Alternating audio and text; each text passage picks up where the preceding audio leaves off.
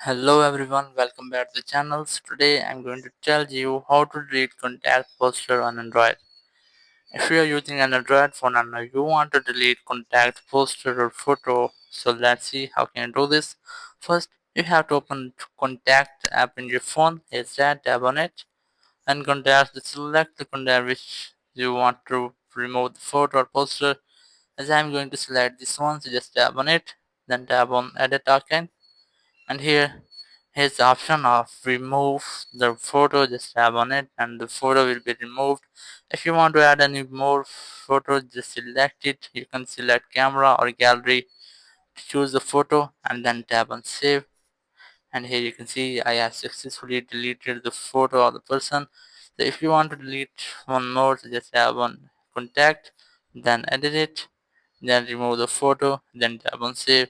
And that's how you can easily delete poster of the contacts on Android. Thank you very much for watching the video. Until the next video, bye bye.